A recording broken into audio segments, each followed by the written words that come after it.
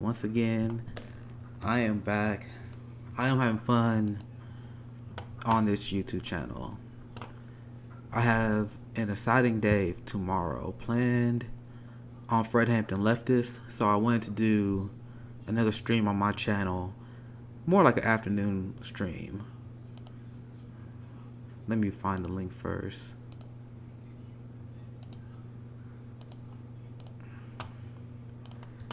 Here, I'm on live on Twitch and I'm live on YouTube. I'm gonna tweet those links out, and then we would get started. I'm having a blast right now. A few days after my Jimmy Dore interview, a lot of people with Jimmy Dore derangement syndrome are not happy. So we gotta go through that because apparently I'm a secret right winger now. So we're gonna have some fun on this new stream, and we're also gonna talk about police abolition.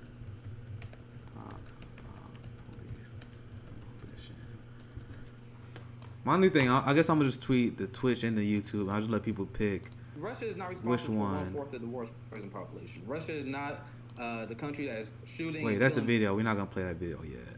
I'm gonna show you guys what people are mad about me with.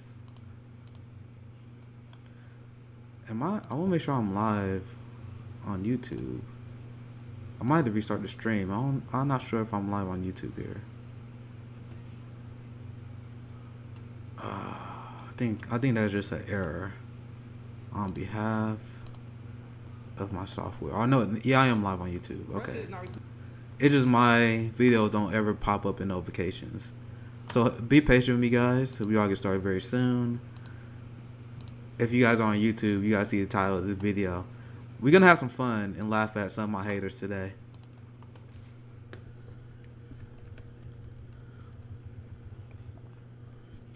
Oh wait, oh sorry, I gotta tweet the YouTube link out. Also, I still have some stories I wanted to cover from last night, so we're gonna cover that. I really want to get these stories covered because I want to talk about police abolition.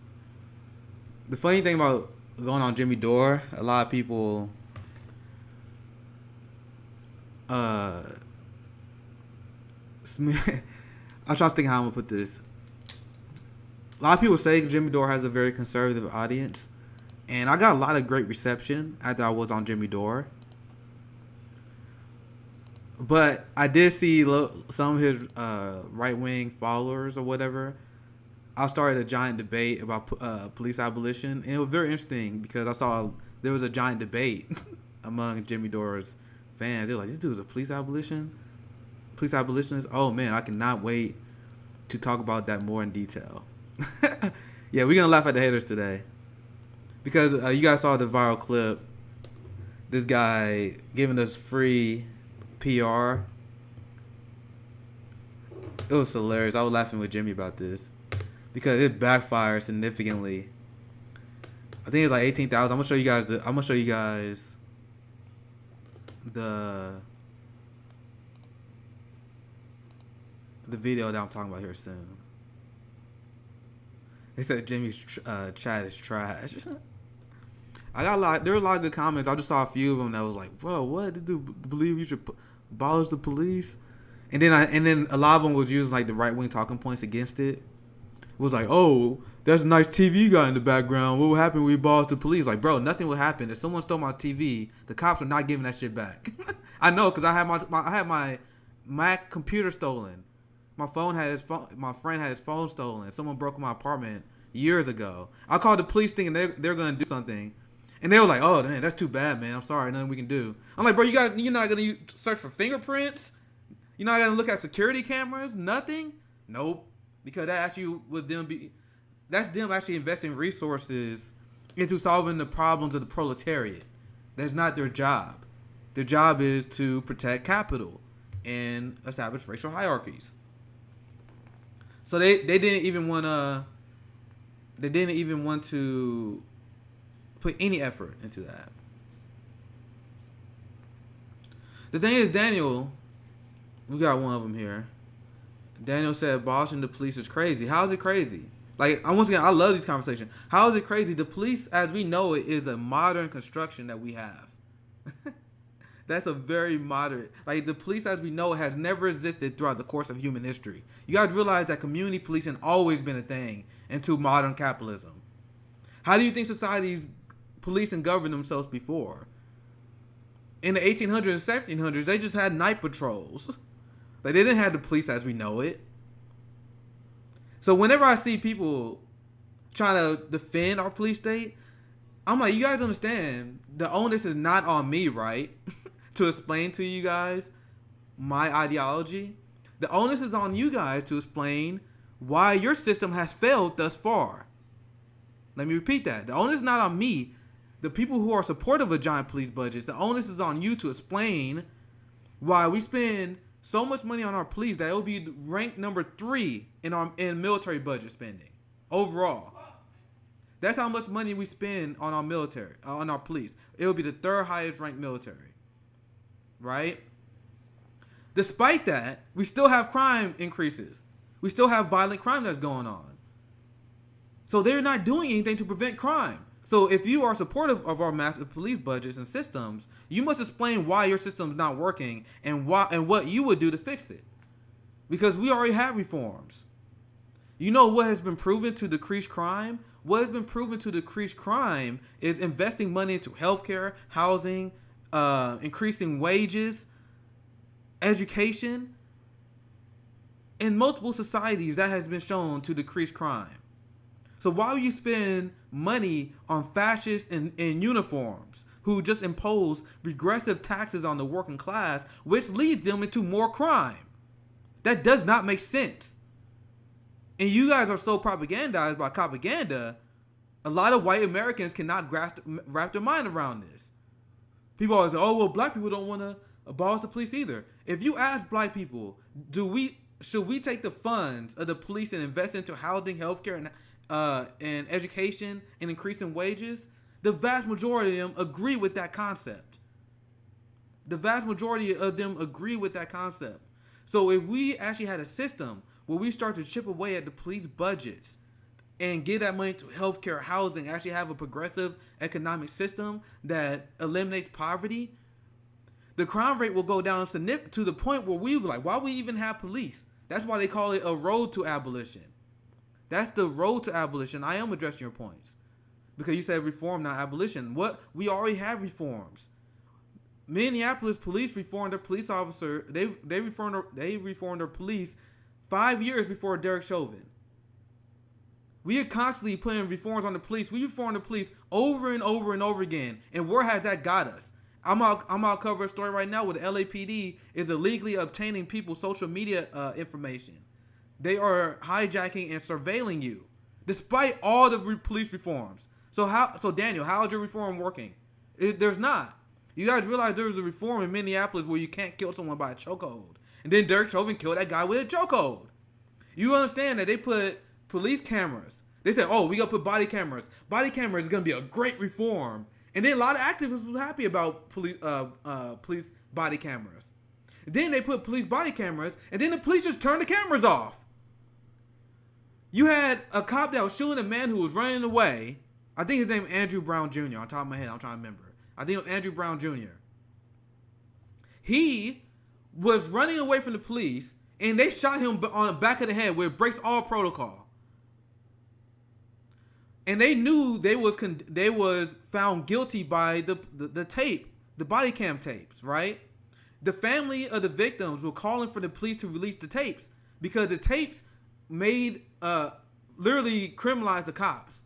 And you know what the judge ruled? The judge said they don't have to release the body cam tapes. That defeats the entire purpose of the reforms. Because you saying we need police reforms, who is going to uphold those reforms? Who hold the police accountable? Who hold the judge accountable? They police themselves. So once you acknowledge that your reforms don't work, you realize that you're being deeply unserious about this issue. So what decreases crime? Like I said, healthcare, housing, and addressing income inequality. So once we actually address those issues and poverty is eliminated, you're gonna have a significant drop in crime. And the people who don't believe that, these are the people who had the deeply rooted belief that people like Black Americans, Indigenous people, Latino people, it doesn't matter if you address their material needs. You guys inherently believe that we are evil and we are bad. I wholeheartedly reject that belief. So if you are against police abolition, that is what you believe, whether you believe it or not. Because I believe if you uplift all of us out of poverty, we won't be gangbanging. Because I know our community. Meanwhile, racist white people believe we would never change. So if we actually eliminated poverty, and the crime rate would disappear. And then once the crime rate disappear, why would you need the cops? If there's no crimes going on? Because my idea is that we don't need them to impose regressive taxes. You want fascist cops in uniforms to be passing out tickets to you? You want fascists in uniform to be passing out tickets, parking tickets? Is that what you want? You guys explain to me what the role of the cops will be once our goal of eliminating poverty is reality. You see? I'm always looking forward to debate people on this issue. Cause you know what's the killer? Why I didn't even tell you guys? If you ask the American people, the vast majority of the American people agree that we should end the drug war. So if you believe we should end the drug war, but if you're not for defunding the police, you are a deeply, deeply unserious person. Unbelievably unserious. Because you understand that in the 80s, under the Reagan era, we doubled the police budgets in response of the war on drugs. So if you want to end the war on drugs, but you don't want to decrease police spending, where is that money going? Unserious people.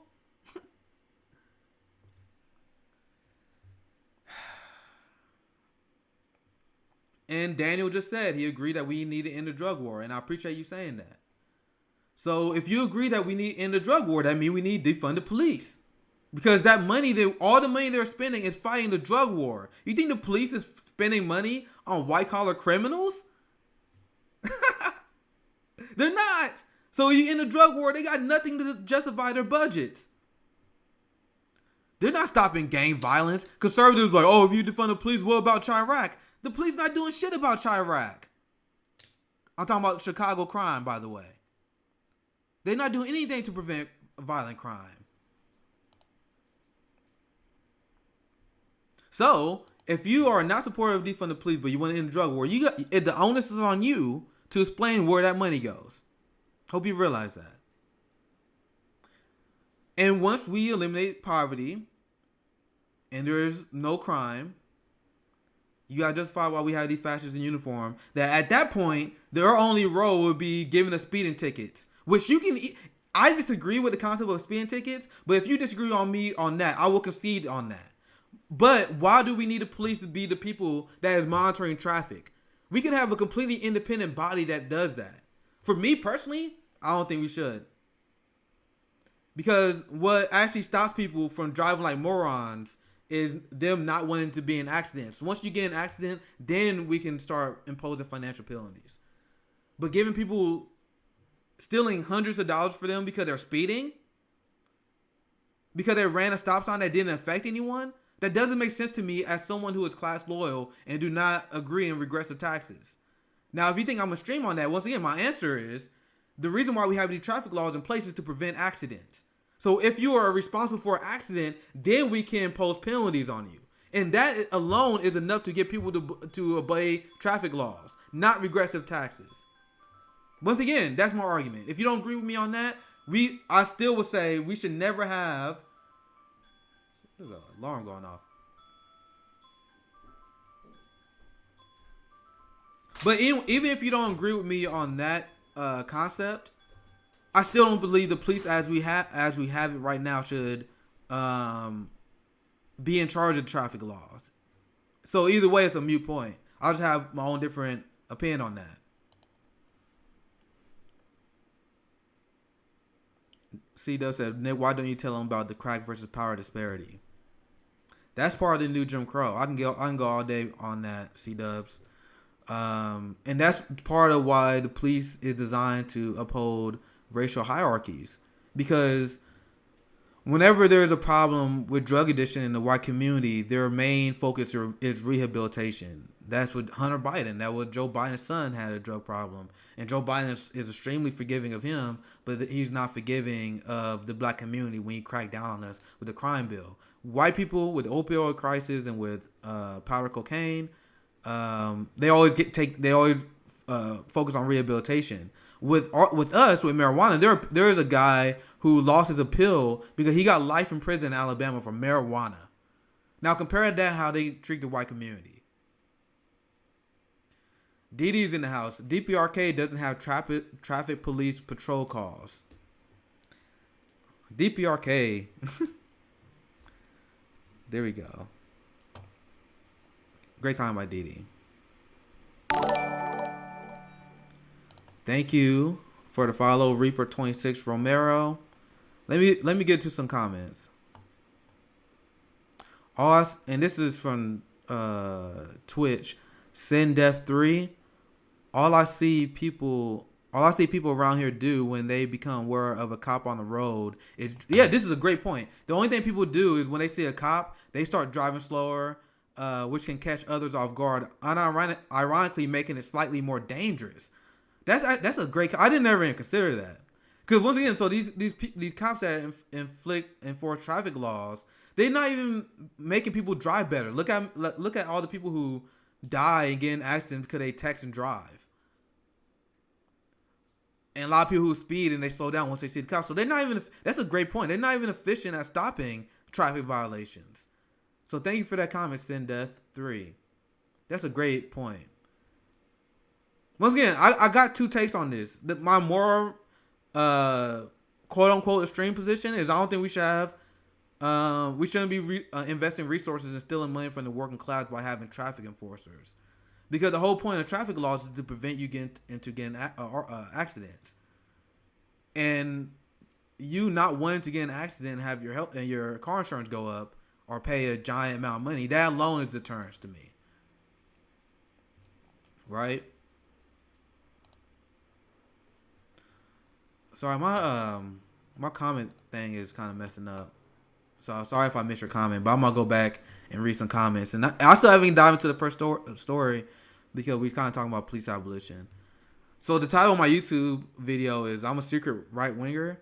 It's funny because I was having fun because people were like, "Oh, he want to go on Jimmy Dore. He want to win a right wing audience." For one, his audience is not right wing. Secondly, I'm like, bro, I'm literally a police abolitionist. I'm to the left of the entire progressive base in the United States.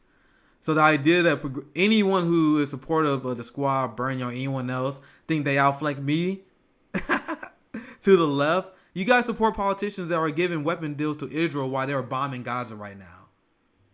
You got the squad coordinator vote to fund the police more. I am to your left. So let's keep that in mind. And I get conservatives to agree with me on positions like decreasing the military budget and decreasing the police budgets. So I'm much more effective than the progressives who they mostly focus on divide and conquer politics. Let me dive into some more comments here. I see Daniel left 3 comments. I'm going to read your comments, Daniel. Let's see. I'm going to go back because I was addressing a lot of Daniel that was giving me. And once again, I appreciate your comments, Daniel, because I don't mind a healthy discussion. I'm trying to catch all of it in order. Daniel said we need de-escalation training. We already have de-escalation training, Daniel. I just ended with that. We already had de-escalation training. But the reality of the situation is cops have a bad attitude everywhere. A lot of people with authority do. We also need to get rid of quotas for the police. All quotas.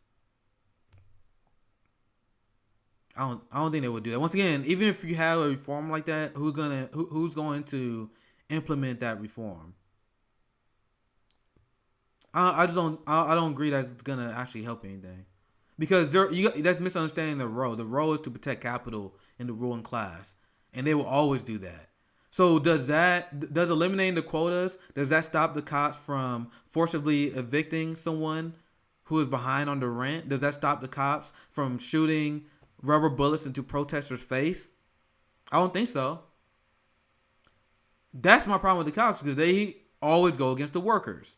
So that doesn't address that.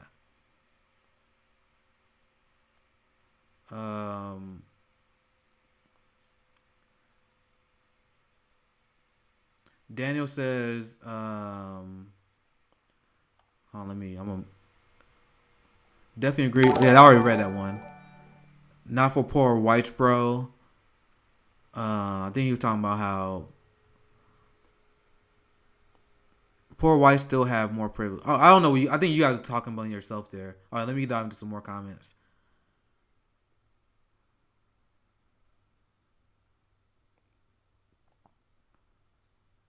Brandon said it would be cool to have chat members be able to call info into this show for live discussions. I actually floated that idea before. I remember I invited Caker Socialist or a few other comrades on my stream. It was like a few weeks ago, and then my stream crashed. I didn't even get a chance to air it. The problem is I don't have Zoom Pro anymore. Like, I would love to call a lot of you guys in, but I can only probably have one person at a time. So yeah, I think I can, maybe for Patreon members, I'll give you guys the benefit of joining my stream and have conversations. Because Rome's corner, his comedy corner, is pretty much him talking to a lot of people that follow him, and I love having those conversations with ordinary people. So that's a great idea, Brandon Cosby, and I might implement that pretty soon. Like, I might have I can send you guys a Zoom link and probably have one person at a time for Patreon supporters.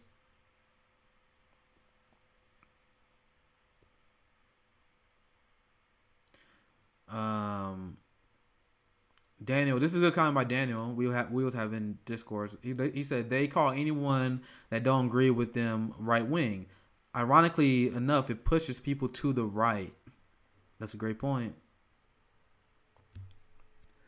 I think Daniel handled our disagreement pretty civil. He said, I appreciate your content, but I'm not there yet. That's fine. That's fine.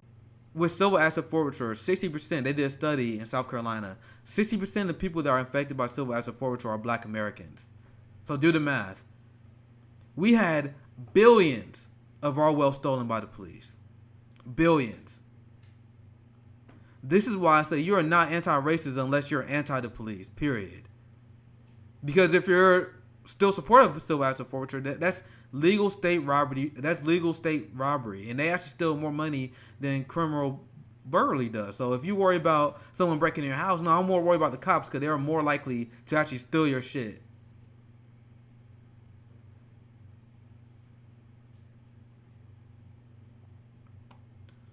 So let's play this funny video because I was having fun, and this is why I commented my stream the way I did. So I'm gonna tweet the segment out. We'll talk about the progressives that are melting down because I have class consciousness.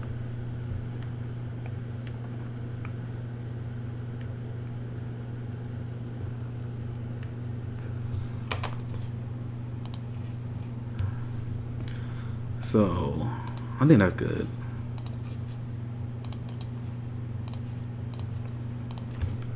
I'm gonna just tweet this one out. Give me 1 second, guys.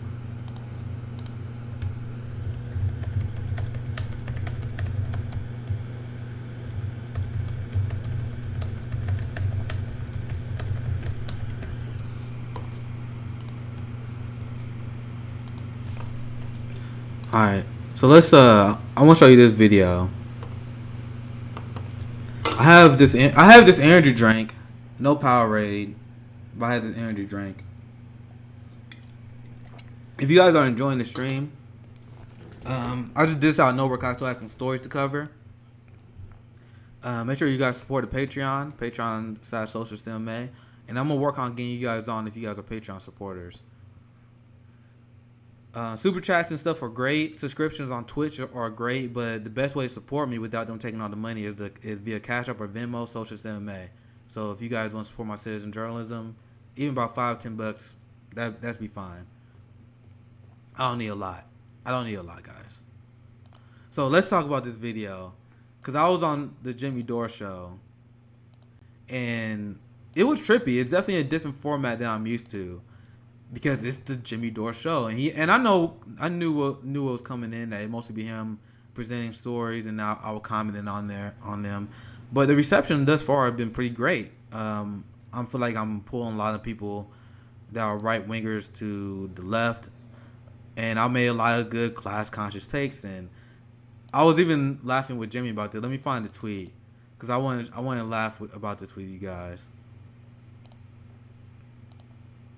So even Max Blumenthal gave me a shout out. Look at this, my man. Oh, I need to set up the background. I need to set up the browser. I told you I did this last second, so I didn't even I wasn't even prepared apparently. Come on.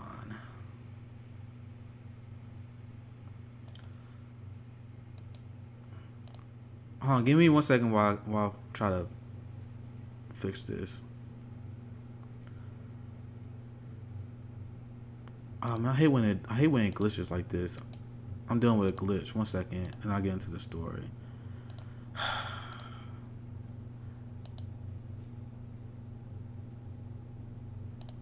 All right, let's try this. This sucks.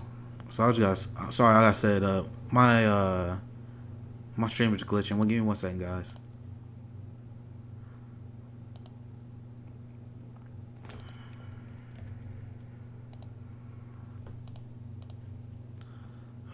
There we go. So I had to like completely fix it. Now I gotta change a lot of stuff here. You guys watch me do this live, because I had a glitch.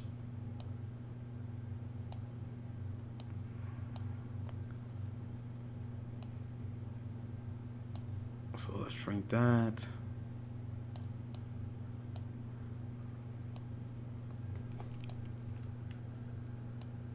Make that a little bigger. All right. So I think I have it fixed for the most part. I have my tabs. You guys don't want to see my secret porn stash or whatever. I love on my channel I can be way more relaxed. When I'm on Friend and Leftists, I feel like I'm representing the whole group. On my channel, we get wild. My man Max Blumenthal, one of my favorite people, with a shout out. He's an excellent points. See, these people only helping me, because this dude posted this clip, and I'm gonna show this clip for you guys.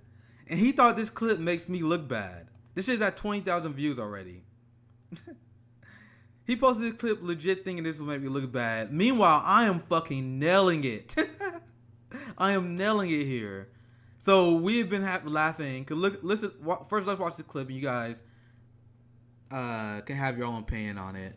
Russia is not responsible for 1/4 of the world's prison population. Russia is not the country that is shooting and killing black people with impunity. Old school liberal playbook, and Rachel Maddow has made. Russia is not responsible for 1/4 of the world's prison population. Russia is not the country that is shooting and killing black people with impunity. Old school liberal playbook, and Rachel Maddow has made millions doing this. That's right. Rachel Maddow, she makes more in one episode than I did in my entire year back when I was in retail. So they are paid by the establishment to say whatever the establishment want, and she loyal. All these people are very class loyal. They all play the divide and conquer game, and that's representative of their coverage of COVID-19. Because if you listen to us at Friend and Leftists, we rather punch them. We rather explain the real problem that's going on. And there was a study that is the video. I think you guys can hear it, but is the video actually playing for you guys? I feel like it's messing up in a way.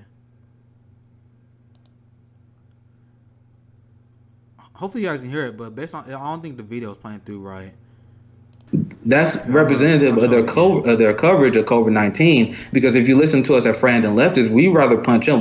We rather explain the real problem that's going on. And there was a study that came out that showed that 1/3 of the COVID-19 deaths would have been prevented if we had a universal healthcare program. That's But right. you notice that these people never bring that up. Never. They want to punch down, and they want to make this a partisan game where they're pretending, oh, you have Trump supporters and you have people that take ivermectin. That is the problem. No, if the problem is capitalism, because capitalism is not designed to handle a pandemic. Mm-hmm. And they don't want you to have that conversation. They want you to blame your neighbor. They want you to blame, oh, the vaccine is going to be the one to stop COVID-19, even though that never made sense on face value. And you had the same people like Nancy Pelosi, Joe Biden, Kamala Harris. They was very skeptical of the vaccines at first and saying the same thing. But it's all politics with these people. They're not actually talking about the real solutions. The solution of actually having a progressive economy where people don't lose their jobs, don't lose their homes because you guys instituted lockdowns without any sort of social safety net to protect people. Like, this kind of stuff is the fault of the ruling class. We are in the position we are in right now because of the ruling class, not your neighbor who took ivermectin. I am nailing it right there. Sorry the video wasn't clear, but I think you guys heard the audio pretty well based on what the feedback I'm getting. So I said 100% facts. The pandemic is the fault of the ruling class.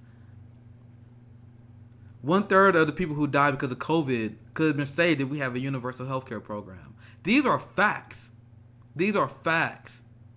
Meanwhile, this shit lib, who actually doing amazing PR for me right now, he posted that video on like as a got you, and everyone is dunking on this dude right now because they're like, and now once again he only made me look good because everyone in his replies are like, bro, he's 100% right. He's 100% right. You guys want to see the hilarity? And I've just been laughing at this morning because this also shows the ridiculousness of these people. They view people, you're a right or left winger based on whether you agree to their tribal politics nonsense, right? There's no other consideration. If you support your team, you're a left winger. If you're against the team, you're a right winger. It doesn't matter if you support universal health care. It doesn't matter if you challenge the ruling class. It doesn't matter if you actually want to challenge the national security state. If you don't like the squad, if you don't like Bernie, they'll be like, oh, you're a right winger. These people are deeply unserious. Deeply unserious. And this was very revealing. This exchange right here, this is one I was looking for. This guy, one of the many shit libs that always want to go after me. This guy said he writes. He one of the many people that say he's right. Over 100 likes there. And this show you how they are so awful at reading the Overton window. He said he's just screaming about the establishment while wholesale ignoring how the right-wing parties and media had directly contributed to COVID. You guys see how dumb this is? Because why is he separating my criticism of the establishment from the right wing? So when I criticize the establishment, I am talking about the right wing party and their media. So why does this guy separate that? Because he don't understand the very basics of our system. Don't even understand the very basics of our system that the Democratic Party and Republican Party work in tandem together to uphold the establishment. You see how he separates those two concepts? And my friend Dylan points this out. And he's ratioing him right now. I didn't even retweet it. It seems like you don't even know what the establishment is. Right-wing parties and media are part of the establishment. His reply is very telling. He like, yeah, no shit. That's why I said, no, you didn't say that. And then someone got him right there. He said, so you mostly agree with what he said then. Because once again, I'm challenging the establishment. So he's like, oh, well, you should be going after the right-wing media and their institutions. I am. That's the establishment, you moron. These people, partisanship, American partisanship, breaks people critical thinking skills. And this guy was exposed with people just asking simple questions. So it's hilarious when I see stuff like this happen. Because my whole point of me having a platform and what I do is I expose the deeply unserious people in politics, the people who care much more about the red versus blue partisan game. They actually don't care about what will actually help working class people. They don't have no class analysis. It's your team versus my team. Let's get to some comments. Hopefully you guys enjoyed that segment.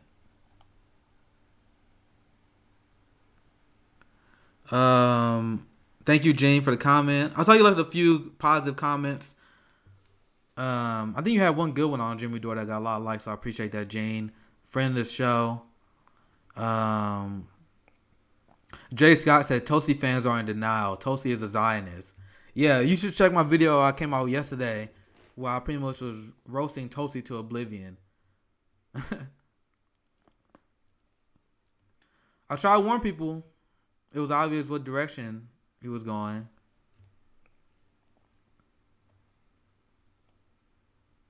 Nick loves Nick. Yep. Life's too short not to have high self-esteem. That's what I learned. Fuck that humble shit. You can be humble. There's a lot of ways you can be humble naturally, but I truly believe that people should spend more time propping themselves up, and instead of just being depressed and believing you're not worthwhile, I'd rather take the opposite approach and be proven wrong. That's always been my life philosophy. I'd rather be too confident in my ability and then be taken down a peg than someone who do not see the value in what I'm doing, which leads to depression. Right? Simple average person on Twitch said there is no substantive difference between Republicans and Democrats. They're both ultra right-wing authoritarians.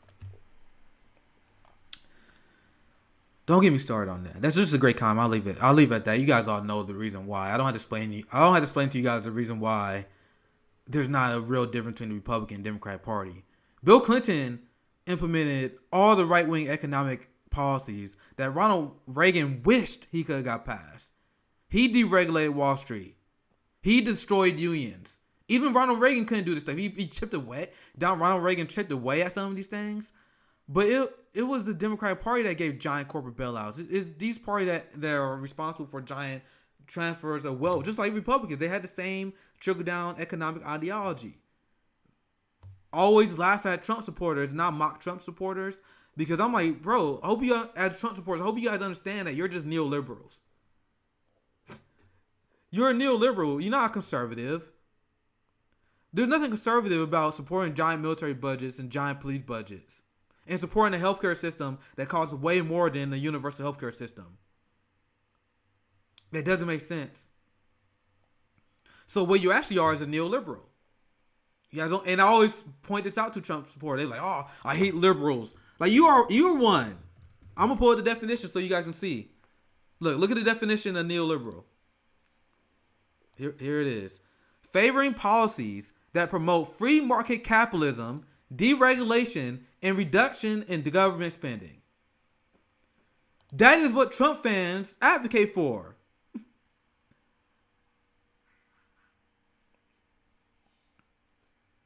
Neoliberals and neocons are very closely related on the spectrum.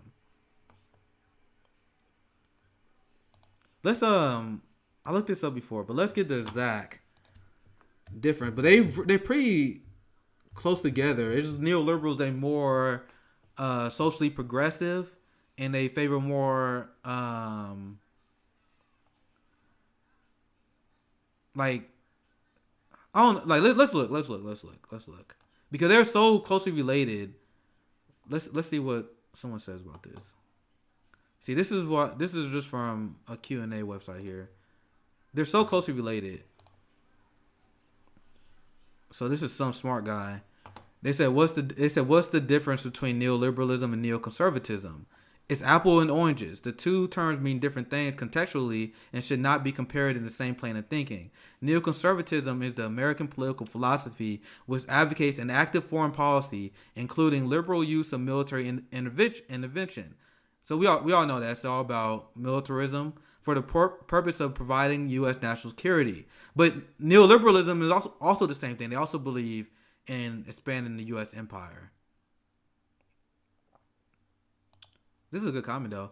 Neoliberalism is a much broader philosophic outlook for governance, which advocates a reduced role for the state of economic affairs, particularly in the developing world, combined with the competitive markets and liberal trade policies in each country with the rest of the world.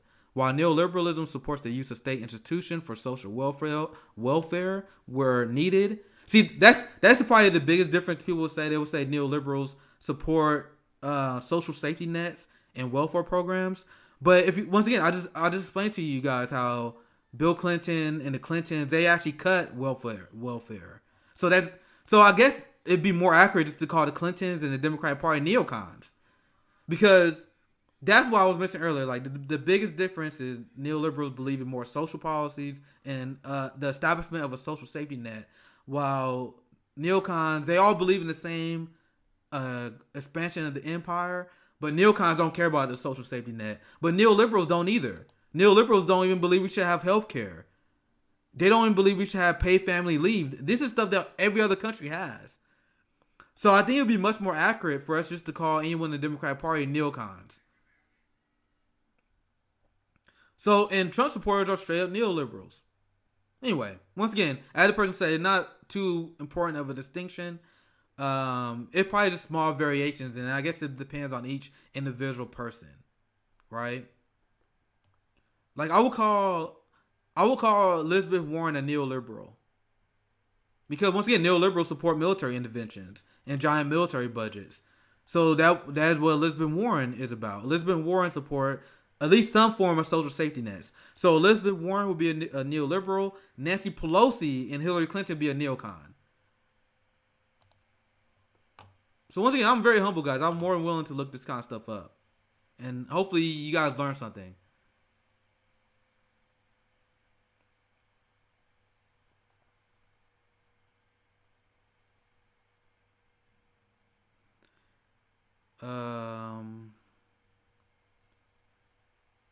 So you guys are kind of talking among yourself there.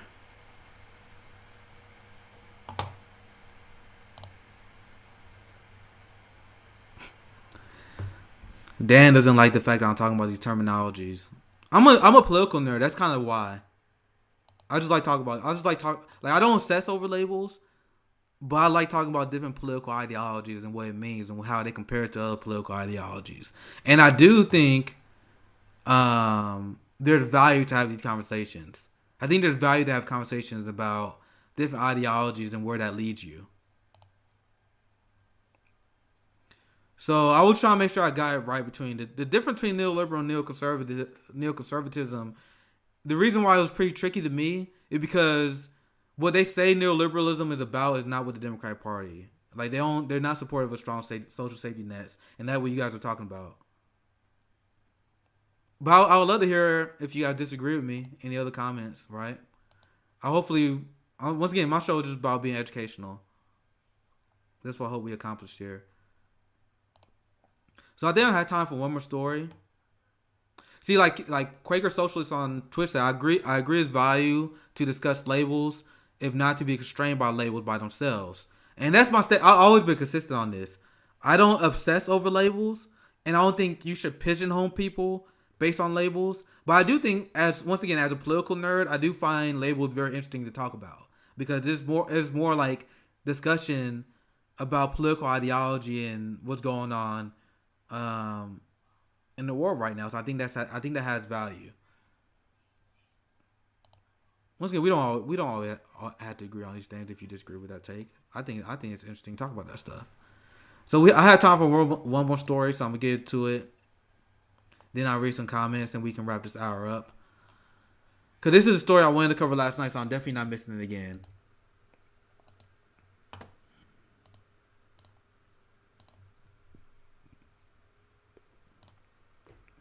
So I'm gonna tweet a promotion of this link out, and now I get into this last story.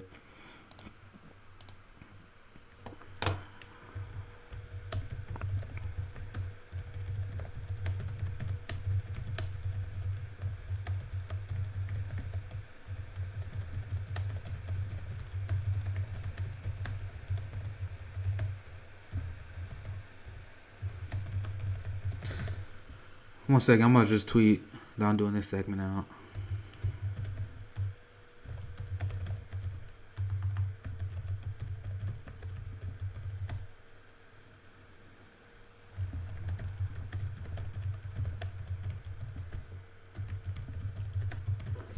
Okay. So I got this tweet out, so I'm gonna start the story, guys. This be a last story anyway. I'll take some questions, read some comments, and discuss this more.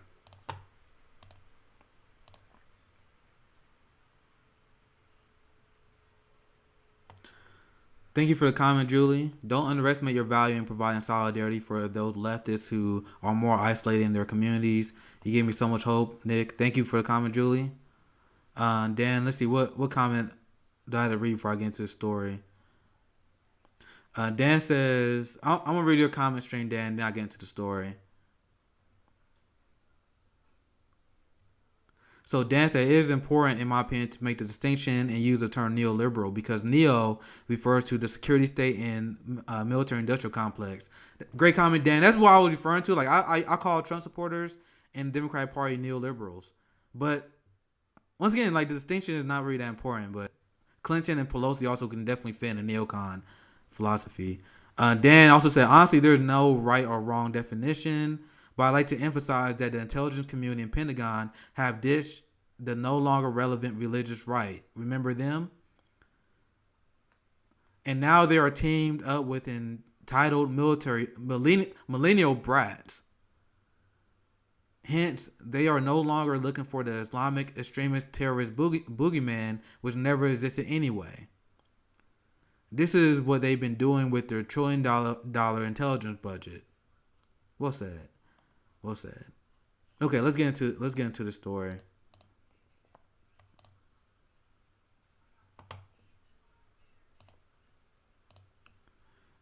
Let me get my link. Okay, so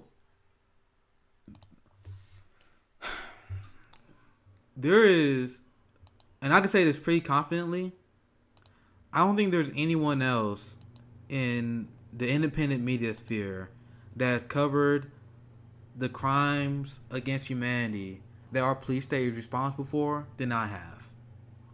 This is why I'm a police abolitionist, and I am a co-founder of 10 Demands, which set the path to abolition. Because I think one of our biggest challenges as a progressive left, and this is what a lot of the elected leaders and the bourgeoisie left that I've been criticizing, they have been forgetting, and they just straight up abandoned this fight. The fight against the national security state and the fight against our police state. A lot of people are stuck in 2015. And this has been a story that the black community has been telling you guys about for decades and decades. We wrote about it in our poems, in our rap songs, in our other media entertainment, where we explain how the police is pretty much a system that is designed to uphold racial hierarchies. And they target the black community with civil asset forfeiture, regressive fines and fees. And the Democratic Party is the party of the police state. This is why I cannot support the Democratic Party. Because they are the ones who take the most money in the Senate from police. And they are responsible for policies like stop and frisk. The LAPD is one of the most corrupt institutions that is governed by Democrats. So speaking of the LAPD, and our police state has been ramping up their war against the working class. Because as income inequality get worse, as capitalism continues to fail many people, our politicians understand the need to have a strong police force, surveillance state to keep the masses in order. And I don't understand why people do not understand this concept. Now, this is an amazing Twitter thread by Caroline Bueno. The LAPD has directed its officers to collect social media data on every civilian they stop or interview, including those who are not arrested or accused of a crime. Including those who are not arrested or accused of a crime. Now, they also dive in and explain this as well. And this is very telling. This is what makes this very, very newsworthy to me. One internal document, which is undated, but appeared to be several years old, listed the keywords and hashtags that the LAPD appeared to be monitoring through GeoFida. And they were almost exclusively related to the Black Lives Matter and similar leftist protests. They included Black Lives Matter LA, hashtag say her name. So the people who were protesting the deaths of like Breonna Taylor, this is what the say her name hashtag was used a lot about. Sandra Bland, Tamir Rice. Fuck Donald Trump was one of the hashtags that the LAPD was monitoring. And the names of people killed by the LA police. So all the people that was killed by the LA police, they were monitoring that chatter on social media and planning their assault on those protesters and how they was going to counter the protesters. Is this the system that you guys were trying to say you want to reform? How do you reform this system? Now, once again, I told you guys the police is all about upholding social hierarchies and protecting capital. The last paragraph. The list did not include any hashtags for right-wing demonstrations and far-right movements, which has grown increasingly violent in the recent years in the region. There was a study that shown that when you look at all the domestic terrorism that happened in this country, the domestic terrorism in this country is done by white supremacist groups. But the police is not. They're not even monitoring far-right chats. They are monitoring Black Lives Matter and the people that want to hold the fascist police state accountable. And this is the institution that the Democratic Party is running on boosting in 2022. How crazy is that? How crazy is that? So this is what I was explaining in my op-ed when I was talking about why we should abolish the police. Because the Democratic Party and the neoliberals, they are very dangerous. Because they use the death of George Floyd and other social movements in order to manufacture consent in order to increase the police state. They manufacture the consent of increasing the police state as we know it under the guise of fighting white supremacy and terrorism. That's why the squad buckled and helped fund the police after January 6th. Because they were like, oh, look at this crazy right-wing mob and militia that try to overthrow the election. This is why we need to beef up our police state and national security and give them more surveillance powers. But they never use the increase of the police funding and powers to actually go after white supremacy and terrorism. They use that to go after leftist movements and the black community. This is why, if you are not supportive of defund the police, you are not anti-racist. If you are not against our police state, you cannot say you are for Black Lives Matter. You can't. Because they are responsible for stealing our wealth with civil asset forfeiture. They are illegally monitoring our protests and retaliation of them killing our members of our community with impunity. So if you have any class analysis, you have to understand that we cannot support this fascist police system because they are deeply class loyal. So they say they are not monitoring far right wing protests. So I was looking this up. Right wing extremists were responsible for 2/3 of the attacks and plots in the U.S. in 2019 and over 90% in the first half of 2020. So right-wing extremism is dominating violence right now. But the police don't care. You know what this reminds me of? This reminds me of the Black Codes. So I challenge people to explain to me a time where the police system works the way you guys claim it should work. That is not racist. Because it never existed that way. The police used to coordinate with the KKK and white militia groups in order to help lynch black Americans and help them get away with it. That's the same thing that's happening now, with the police being complicit with the Proud Boys and a lot of the other right-wing extremists. They very easy, and there are many videos on Twitter of cops like giving Proud Boys and right-wing extremists water. They've been very gentle with these people when they arrest them. Meanwhile, when they go against leftists and Black Lives Matter, they got boots on their neck. They're punching them in the face. They're beating the shit out of our women. There's a direct difference in how they handle these protesters. So if you're supportive of these fascist pigs, you are not anti-racist. And this is why all cops are bastards. Because if you are a cop and you are complicit with not monitoring right-wing groups, if you are monitoring groups that just want to hold you accountable, and you're not blowing the whistle on this stuff, you cannot say you are a good cop when you are not standing up against our police force. If you are willing to forcibly evict someone from their house, you cannot say you are a good cop. If you are shooting rubber bullets, which all cops do, if you're shooting rubber bullets at people's faces and blinding them with quote-unquote rubber bullets, which are not rubber bullets, guys. Those are rubber steel encoded bullets.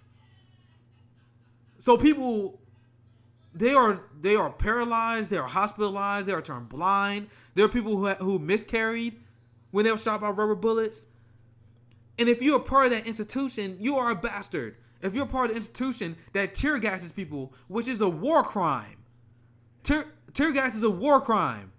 Our military, quote unquote, can't do it, which I'm sure they do. But we can do it on our own people.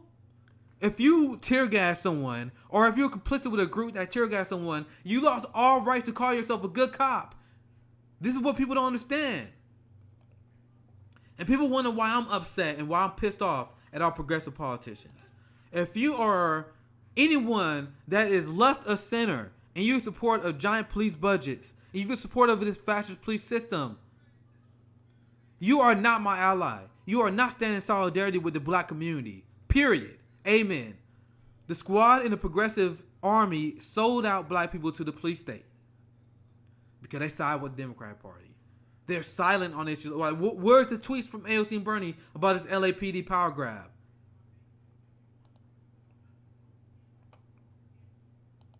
Meanwhile, the Biden administration wanted to give the police more power.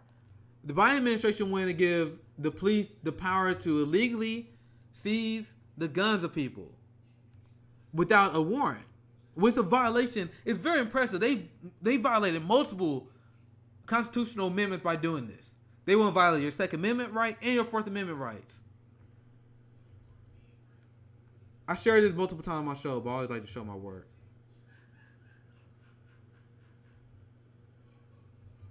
I'll show you guys.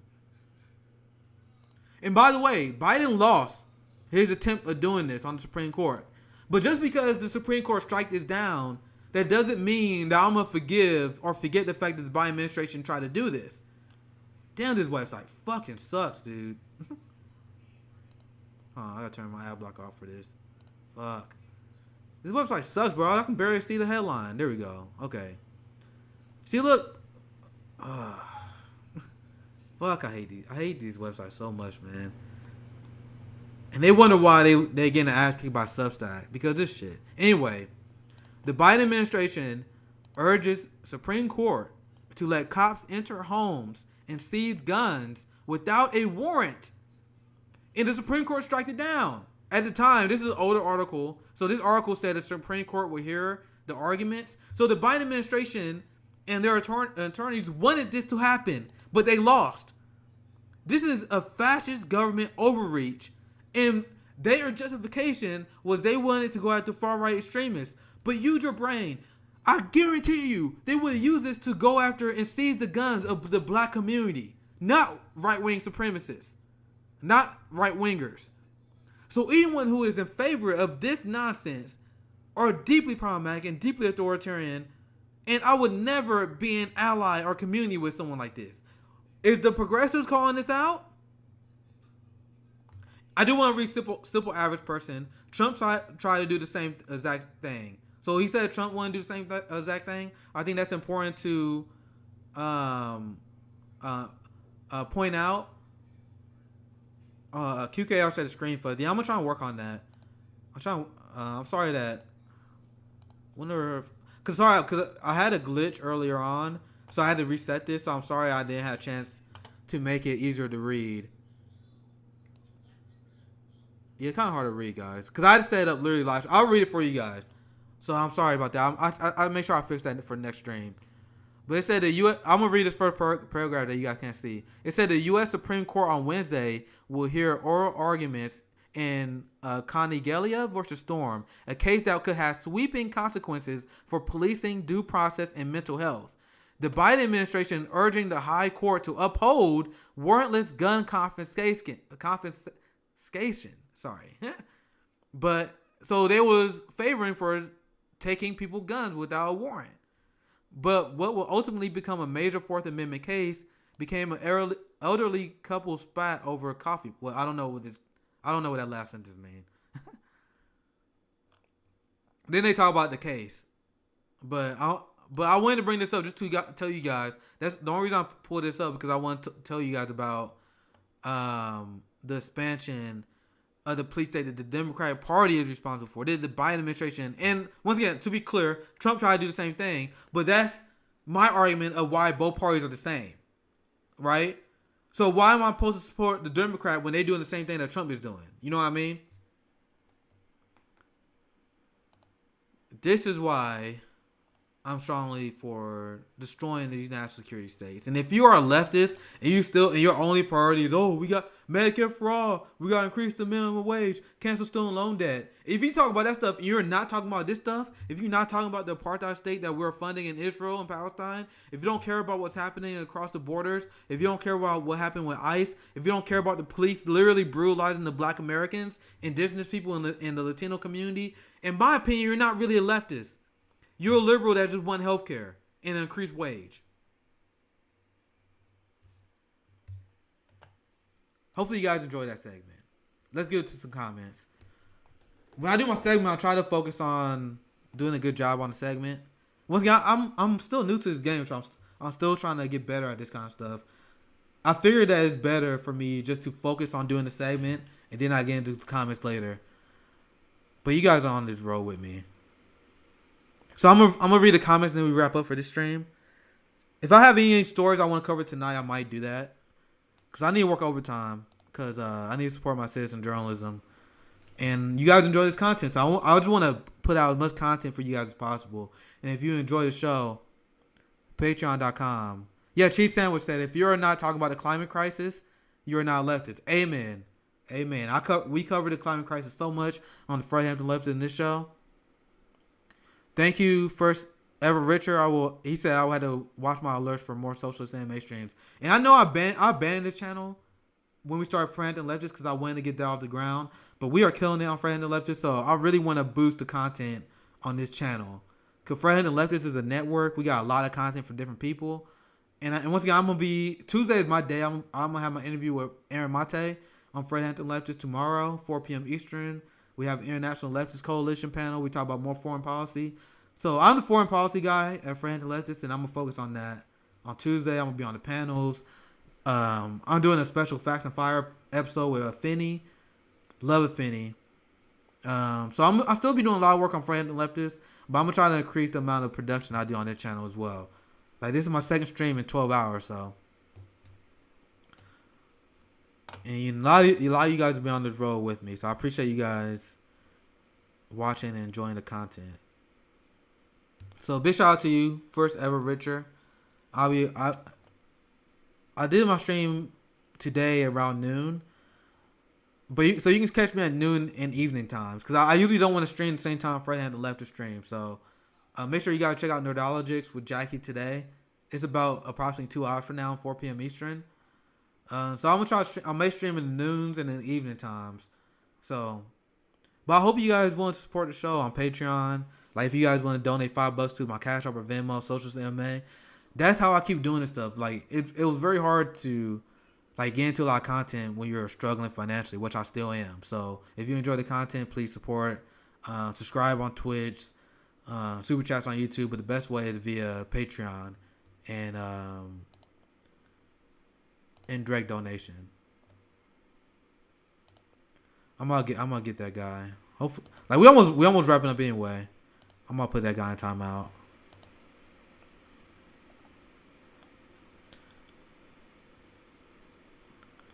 So hopefully that's not like a troll farm, but I banned it as it is.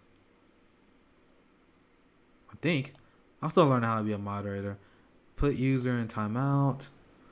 So you guys don't see him now, right? On YouTube, we had a troll. So let's get into Julius Jones, clemency hearing today. You following? I look into it. We might talk about it this evening. Sin Death 3 said, question, in conversation with my dad, and this is on the Twitch side, in conversation with my dad, he has often expressed agreement with defund the police ideas, but thinks the framing is bad because it turns people off. How will you suggest we reframe things to get anyone who might be shy at the defund the police phrasing, but want to stop police brutality? That's a great question, and these are the kind of discussions that we got to have. I tell people, like, I don't know why you'd be upset with the defund the police slogan, because it's not really a slogan, it's a policy demand, and that's why it makes liberals uncomfortable. Build back better, that's a slogan. Make America great again, that's a slogan, because those things are not saying anything. When you say make America great again, when you say build back better, you are saying nothing.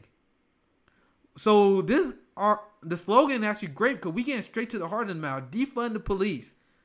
So if they are worried about oh, that's too radical. Like, no, how is it radical for us to have rational spending on our police? Because our police, like, once again, it's gonna be hard to convert these people because it takes a lot of education. Because I can explain to people how the police, if you rank it as military worldwide, we'd be the number 3 ranked military.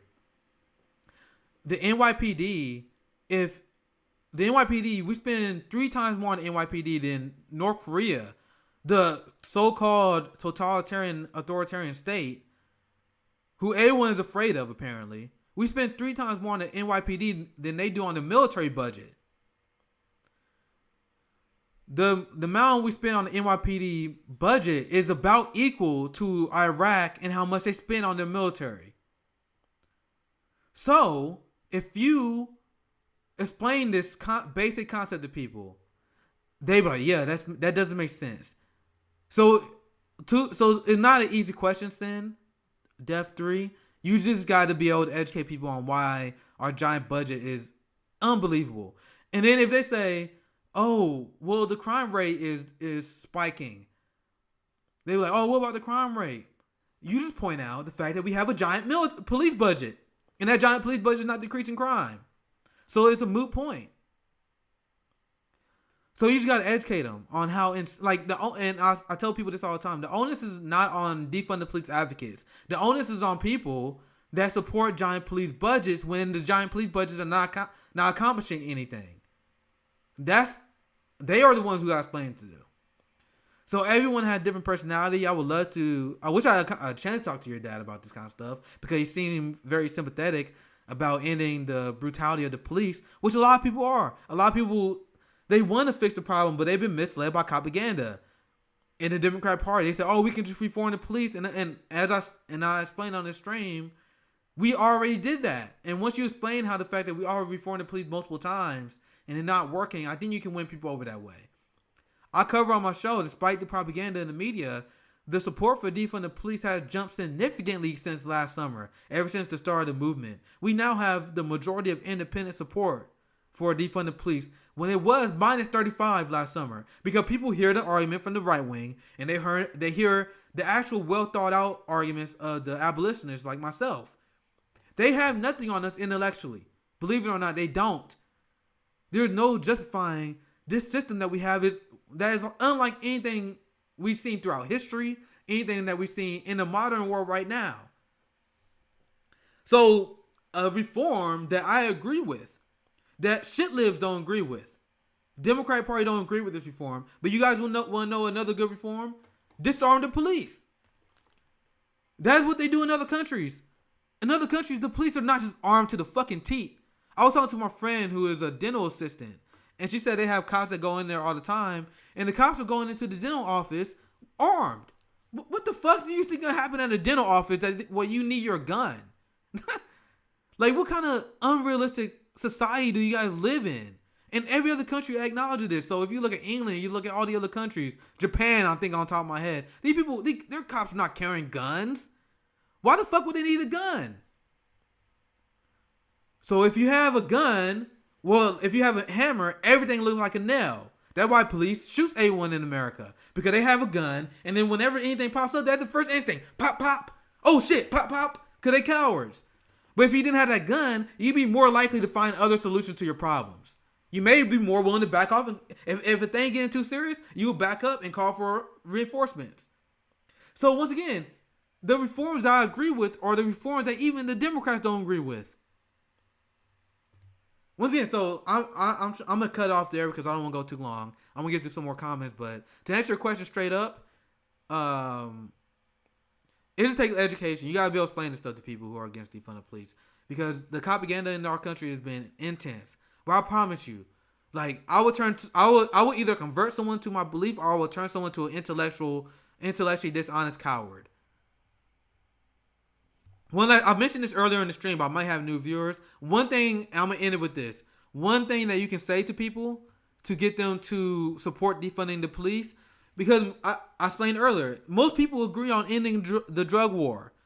So ask someone like, hey, do you think we should end the drug war? Do you think we should go after people for marijuana charges?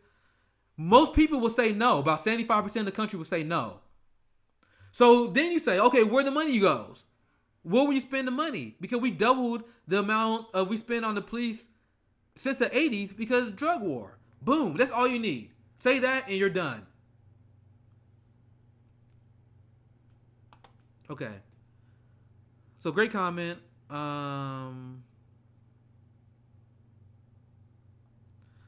I'll get more in the rabbit hole. Thank you for everyone for reading for your comments. I may be back tonight if I have some more stories to cover. Just hit the notification bell so you guys get notifications. If you're on the YouTube side and you don't get the notifications, watch on Twitch. It's the same exact thing. Socialist MMA on Twitch, because I think people have been telling me they get the Twitch notifications way more than they get YouTube notifications. Thank you for the comment, Quaker Socialist. Nick is an awesome teacher on policy, educating, advocating. Thank you. People told me that they watched my show and they were more likely to engage in mutual aid and activism. So the fact that people told me that my show got them more into activism and mutual aid, that's all I can do. That's all I can do as just one person. So that's awesome that I can motivate people to actually make change instead of worshiping politicians. A lot of the other leftist shows, they just want you to donate to Justice Democrats and trust the plan. I'm telling you, we're not going to have anyone save us. And I motivated people to actually get in the street and work. So, thank you guys for watching. And whether you watch it on YouTube and Twitch, it doesn't really matter, because both YouTube and Twitch rips me off. Like, I don't care about Twitch or YouTube views. If you want to show support to this show, I'm telling you, the best way, like, YouTube and Twitch is not paying me. The best way to do it is through Patreon. $5 monthly subscription on Patreon. If you want to get a $5 donation, $10 donation on Patreon, like, that really adds up and that really helps me, because it's hard right now. Like, you guys know how the economy is, and I'm completely independent. So if you guys support the show, if you guys want to show some love, please support. Thank you guys for watching. Make sure you guys check out Nerdologics on Fred Hampton Leftist with Jackie and Meg today. I love the topic they're talking about. The topic they have that I saw in the title based on the premiere. They say, is Batman a cop? Yes, Batman is a cop. And there are a lot of great leftist critiques of Batman that I've seen. That's kind of fucking hilarious. So yeah, I'm very interested to see how they're gonna break that down. That's why I like that show, because they do a good job at talking about pop culture and breaking it down in a leftist perspective. So check out Is Batman a Cop at 4 p.m. Eastern. And Tuesday, I'm gonna say it one more time for all the people who are now watching now. I will still be on Fred and the Leftist a lot. On Tuesday is Foreign Policy Day on Fred and Leftist, and I've been looking forward to having a conversation with Aaron Mate, hands down one of the best foreign policy journalists that actually like exposed the Syria false flag the United States was propagating. So he's one of the best out there. And I'm gonna have a conversation with him on Tuesday. We'll have our International Leftist Coalition panel. I'm gonna invite a Brazilian journalist. We're gonna talk about the Brazil situation even more. We may see Peter and Kareem Patej, Osana, and the usual crew. So subscribe and check out the Fred Hampton Leftist. I'm pretty sure all you guys do. But this channel will be more me talking to you guys, maybe we to have a stream where I can bring on some of my long-term supporters and Patreon subscribers. Like, I want to bring Quaker Socialists on, Radical Leftist Agenda. Bill Bradley is another good commentator I've seen a lot. Like the usual people that leave good comments. Roxanne Marquez is a great supporter. Pilgrim, like my old school friends and supporters. Like I'm gonna start a series on here where I want to bring you on and talk to you guys about some issues and see what you guys are talking about. So that's coming very soon. So if you guys want to join that, just because numbers, right? So Patreon supporters, I open that to you, or old school supporters, right? Thank you guys for supporting. This Social Cinema. Sign off. Take care, guys.